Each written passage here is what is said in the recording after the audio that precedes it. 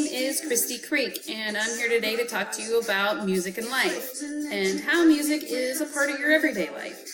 You hear it in your car, on TV, and sometimes when you're not even listening to anything, you can hear it in your head when that earworm gets stuck and you have no idea where it came from. It really is a part of your everyday life. Music does start early on in life. When you're a baby, your parents might sing you lullabies, and there's a lot of toys that have music built into them, pushing buttons and sounds or instruments. And there are a lot of remakes that are geared toward babies. There are musical songs such as Beatles for babies or Mozart for babies. This types of music is meant to soothe and engage babies and potentially aid development. Into your childhood, you start school and you might join the school band or chorus, and sometimes you hear songs in movies and cartoons and shows that you watch. Disney is excellent at utilizing music with movies. I can't tell you how many times I have heard the Frozen's popular song, Let It Go. And of course you become a little familiar with whatever your parents are listening to. Sometimes you enjoy it, sometimes not.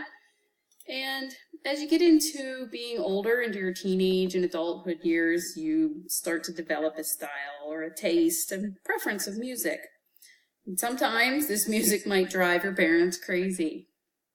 And speaking of driving, you of course have singing in the car.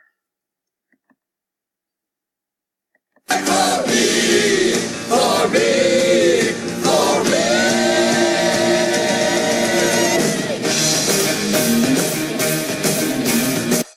Of course, we have a good time singing in the car with our friends, or even when we're by ourselves. It's a place that we just love to relax and belt out to our favorite songs.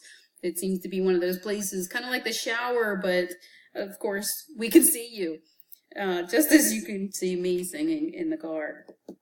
And music tends to go with the moods that you're in. It can play to being happy or sad, and personally, a lot of music can make me feel like dancing and moving around. It can help me feel better, mentally, physically, and emotionally. I'm very susceptible to the influence of music, and I believe a lot of people are. I enjoy the sounds and the beats, and sometimes the lyrics, and other times lyrics don't make a lot of sense, but it's all part of the fun.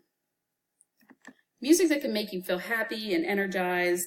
Sometimes this music is just meant to make you feel good. It puts an overall pleasant state and physically, mentally prepared. And you can listen to this music on your way to work.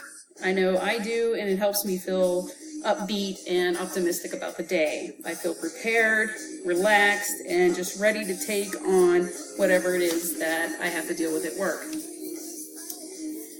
So music can also go in other directions and make you feel a certain way in life, makes you feel sad or depressed, or maybe helps you get through times that you're sad or depressed. I know personally I have a song that triggers memories and events for me. Otis Redding, Sitting on the Dock of the Bay, is a memory trigger for me.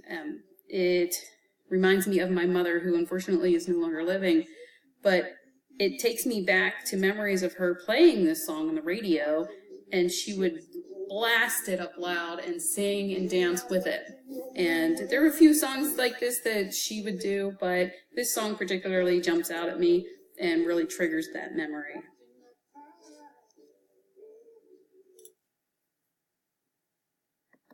Being angry can be another source of musical energy.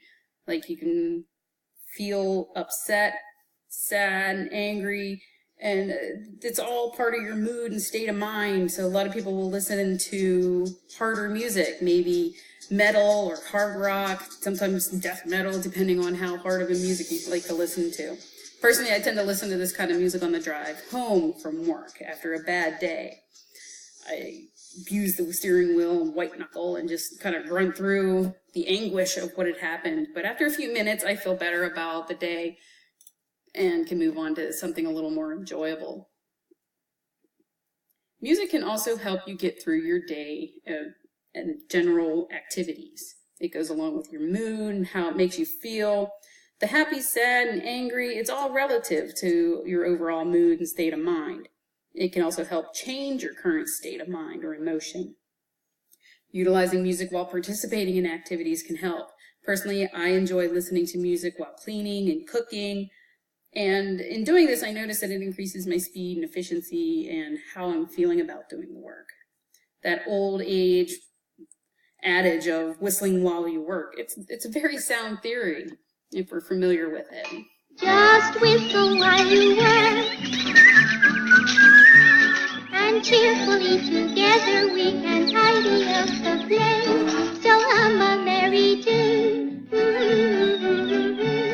It won't take long when there's a song to help you set the pace. And Snow White there, she does have a point. Listening to music can help you set the pace. And like I said, I notice this while I'm cooking and cleaning. If I'm listening to an upbeat music, I keep that pace right along and I'm moving and I'm getting things done. If a song happens to come on that's slower, I notice that my movements tend to get slower and maybe I start feeling like I don't really want to do this anymore. So there's also points about listening to music at work. This kind of creates a relationship of doing the activities and actually being at work and being able to listen to music. New York Times had posted an article about music and being able to listen to it. And this article was titled "The Power of Music Tapped in Cubicle." This article discusses music and the effects on employees. There is a reference to research titled "Psychology of Music: The Effects of Music Listening on Work Performance" that found those that listened to music completed their tasks more quickly and came up with better ideas than those who did not. This is because music improved their mood. Another utilization of music by businesses is they will play music to pull on your emotional state or marketing and creating atmosphere. So here is a picture of something that would create ambiance in a restaurant. It's very interesting to go to different restaurants and hear and listen to see what they're playing. Restaurants will also play music to get you to move faster, eat faster. Whenever you eat faster, they get to turn over their tables and a lot quicker, and they can, thicken up their bottom line just by turning over more tables at a faster pace. The faster you eat, the more tables they turn.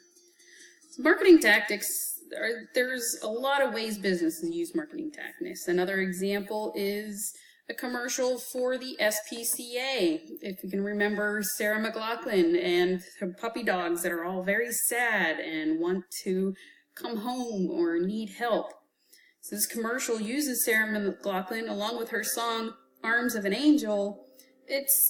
They're used in combination of the imagery and the melancholy of the song to pull at your heartstrings in hopes that you would donate money to their cause. There are also a number of games that are built around music. Businesses will use games and get you directly involved. This is an image of Just Dance.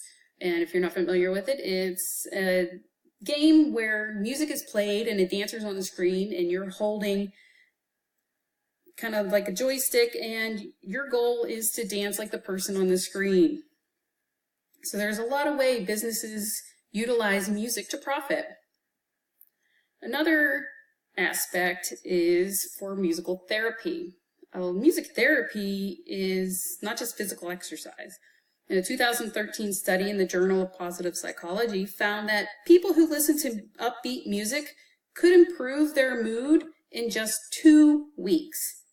That's really impressive to me because just listening to music upbeat for 2 weeks and it gives you an overall personal improvement in your mood. The American Music Therapy Association reports that music therapy programs can be designed to achieve goals such as managing stress, enhancing memory, and alleviating pain. So in managing stress, this can include classical or upbeat music that improves your mental state, increase happiness, and relieve that all that weighted stress that's making you feel not so good.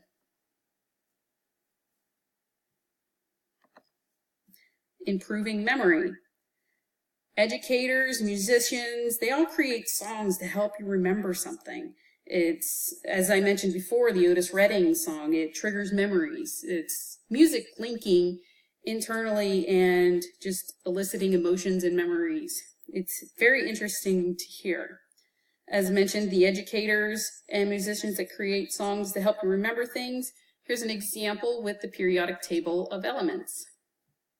There's hydrogen and helium, then lithium, beryllium, boron, carbon everywhere, nitrogen all through the air, oxygen so you can breathe, and fluorine for your pretty teeth, neon to light up the sign, sodium for salty times, Magnesium, aluminium, silicon, phosphorus, then sulfur, chlorine, and argon, potassium, and calcium so you'll grow strong, scandium, titanium, vanadium, and chromium, and manganese.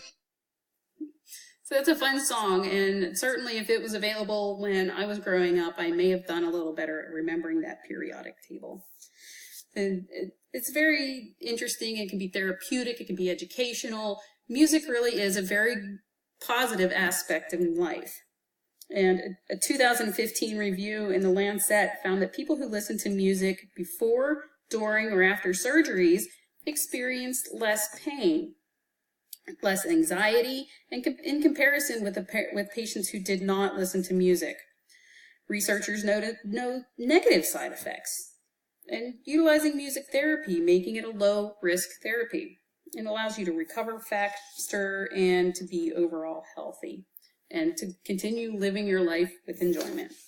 It takes me back to the beginning where music really is a part of your life, and to encourage listening to music, music that makes you feel good, music that pulls you in and prepares you for your day or helps you get through sad times, just to overall involve music in your life, to go out, enjoy it, and just go ahead and hit play.